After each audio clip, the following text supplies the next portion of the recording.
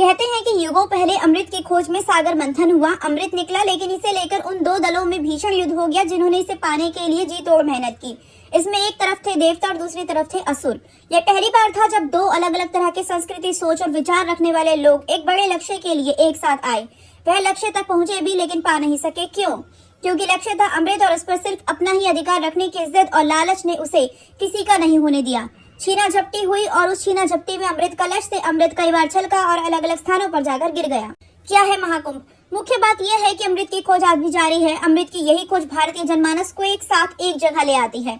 पवित्र नदियों के बहते जल के आगे सभी की सारी अलग पहचान छिप जाती है और वह सिर्फ मनुष्य रह जाते हैं।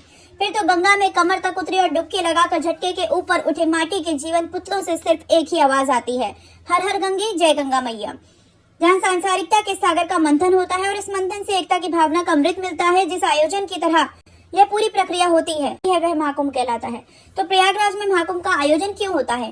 दरअसल महाकुंभ 2025 का आयोजन इस बार उत्तर प्रदेश के प्रयागराज में हो रहा है। कुंभ मेले का आयोजन एक प्राचीन परंपरा है जो भारत के 4 प्रमुख तीर्थ स्थल पर आयोजित होते हैं। सवाल यह है कि इतना बड़ा हुजूम, इतना विशाल जमावड़ा और इतने दिनों तक आध्यात्म और आस्था के संगम की तिथि कैसे तय होती है? यानी कैसे तय होता है कि कब कहाँ कुंभ मेले का आयोजन किया जाएगा, किस स्थान पर कुंभ लगने वाला है, इसका पता कैसे चलता है, कौन है ये जो सारे फैसले लेता है? इन सवालों का जवाब खगोल विज्ञान में है। कुंभ कहाँ आयोजित होगा, ये फैसला खगोल विज्ञान, ज्योतिष और धार्मिक मान्यताओं के आधार पर किया जाता है।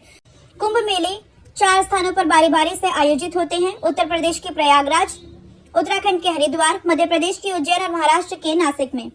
कैसे तय होता है स्थान? कुंभ मेले का आयोजन तय करने में सूर्य, चंद्रमा और बृहस्पति ग्रहों की स्थिति महत्वपूर्ण भूमिका निभाती है। जब सूर्य और चंद्रमा मकर राशि में होते हैं और बृहस्पति वृषभ राशि में होता है, तब कुंभ मेले का आयोजन प्रयागराज में होता है। वहीं जब सूर्य मेष राशि और बृहस्पति कुंभ राशि में होता है, तो कुंभ मेले का आयोजन हरिद्वार में होता है। इसके अलावा जब सूर्य सिंह राशि और बृहस्पति ग्रह भी सिंह राशि में होता है, तो कुंभ मेले का आयोजन उज्जैन में होता है। आखिर में जब सूर्य सिंह राशि और बृहस्पति सिंह या कर्क राशि में होता है, तब कुंभ मेले का आयोजन नासिक में होता है। तो खगोलीय और वैज्ञानिक वजह क्या है इसके पीछे की? असल में बृहस्पति ग्रह को सूर्य का एक चक्कर लगाने में लगभग 12 साल लगते हैं, इसलिए हर 12 सालों में इस ग्रह का कुंभ मेले के स्थान को निर्धारित करने में खास योगदान है। इसके अलावा मान्यता ये भी है कि ग्रहों के स्थान परिवर्तित और राशि में बदलाव होते रहते हैं और इससे हर 12 साल में नदियां भी अपने आप अपना कायाकल्प करती हैं, जिससे उनका जल अमृत के समान हो जाता है। इसलिए अलग अलग चक्र में 12 सालों के अंतराल में कुंभ मेले का आयोजन होता है। क्या है कुंभ की कथा? हुआ यूं कि समुद्र मंथन से जब 14 रत्न निकले, तो सबसे आखिर में अमृत कुंभ प्राप्त हुआ। इसे आयुर्वेद के जनक धन्वंतरी देव अपने हाथों में लेकर समुद्र से बाहर निकले थे। अभी अमृत कुंभ बाहर आया ही था कि इसे लेकर असुरों में होड़ मच गई कि वह इसे देवताओं से पहले अपने अधिकार में ले लेंगे और पी डालेंगे। राजा बलि की सेना में उनका एक सेनापति था स्वरभानु।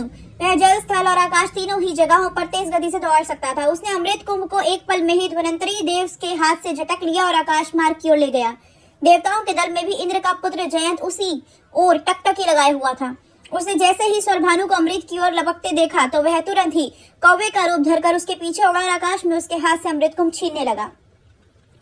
4 स्थानों पर फिर अमृत गिरा। जयंत को अकेले ही कोशिश करते देख सूर्य, चंद्रमा और देवताओं के ग्रह बृहस्पति भी उनके साथ आ गए। स्वरभानु का साथ देने के लिए अन्य असुर भी आकाश मार्ग में उड़े और इन सब के बीच अमृत कुंभ को लेकर छीना झपटी होने लगी। इसी छीना झपटी के दौरान अमृत कुंभ से अमृत छलका और पहली बार हरिद्वार में गिरा। इस तरह हरिद्वार तीर्थ बन गया। दूसरी बार अमृत छलका तो वो गंगा, यमुना और सरस्वती के संगम स्थल पर प्रयाग में गिरा। इस तरह यह स्थान तीर्थ स्थल बन गया। अगले 2 और प्रयासों में कुंभ से अमृत छलका तो वह उज्जैन में क्षिप्रा नदी में जा गिरा और चौथी बार नासिक की गोदावरी नदी में अमृत की बूंदें गिरी। इस तरह गंगा नदी में 2 बार और इसके अलावा क्षिप्रा और गोदावरी नदी में अमृत की बूंदें गिरी। क्षिप्रा नदी को उत्तरी गंगा भी कहते हैं। तो वहीं गोदावरी नदी का जिक्र पुराणों में गोमती गंगा नाम से किया गया है।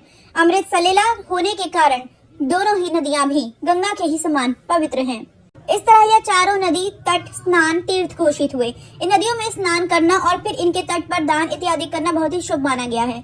इन नदियों के तटों पर कुंभ जैसे बड़े आयोजन ही होते हैं। इस तरह यह चारों नदी तट स्नान तीर्थ घोषित हुए। इन नदियों में स्नान करना और फिर इनके तट पर दान इत्यादि करना बहुत ही शुभ माना गया है। इन नदियों के तटों पर कुंभ जैसे बड़े आयोजन ही नहीं होते, बल्कि इसके अलावा यहाँ हर शुभ तिथि के मौके पर भी लोग स्नान करने के लिए जुटते हैं, जिनमें पूर्णिमा, अमावस्या और एकादशी जैसी तिथियां महत्वपूर्ण हैं। कुंभ के आयोजन में राशियों का भी महत्व होता है। अब सवाल ये उठता है कि 12 साल पर ही कुंभ का आयोजन क्यों होता है? तो इसका जवाब ये है कि कुंभ का पूरा आयोजन तारों की स्थिति और ग्रह नक्षत्रों के स्थान पर निर्भर होता है। जयंत जब अमृत कलश लेकर उड़ा तो वह 12 दिनों में स्वर्ग पहुंच चुका था। देवताओं का एक दिन मनुष्य के 1 साल के बराबर होता है, इसलिए उसी घटना के संदर्भ में कुंभ का आयोजन 12 सालों के अंतराल में होता है। अमृत कुंभ की रक्षा में सूर्य, चंद्र और बृहस्पति शामिल थे, इसलिए कुंभ के आयोजन में इनकी राशियों की स्थिति का ही विशेष महत्व है। यह 12 सालों के अंतराल पर कुंभ आयोजित होने का पैमाना भी पूरी तरह सच नहीं है। असल में कुंभ आयोजन का एक चक्र यानी साइकिल भी है, जिसमें इसकी शुरुआत हरिद्वार में कुंभ आयोजन से होती है। हर 3 साल में कुंभ का आयोजन होता है, जो रोटेशन में एक स्थान पर होता जाता है। इसका क्रम हरिद्वार, प्रयाग, उज्जैन और नासिक है। क्या है सिंहस्थ? नासिक में कुंभ मेले का आयोजन जिस समय होता है तब सिंह राशि में बृहस्पति और मेष राशि में सूर्य का प्रवेश होता है। इसे सिंहस्थ कहते हैं। ग्रहों की यह स्थिति 12 साल में एक बार होती है और इसे ही महाकुंभ कहते हैं। इसलिए यह भ्रम भी पैदा हुआ कि महाकुंभ 12 साल में एक बार आता है, जबकि असल में कुंभ हर 3 साल में रोटेशन में आयोजित होते रहते हैं और एक स्थान पर कुंभ आयोजित होने के बाद अगली बार उसी स्थान पर आयोजन का यह चक्र 12 साल बाद ही आता है। स्थान विशेष के कुंभ का खास महत्व होता है, जैसे कि हरिद्वार में हरि की पौड़ी घाट का धार्मिक रूप से ऊंचा दर्जा होने के कारण यहाँ आयोजित होने वाला कुंभ धार्मिक नजरिए से महत्वपूर्ण होता है।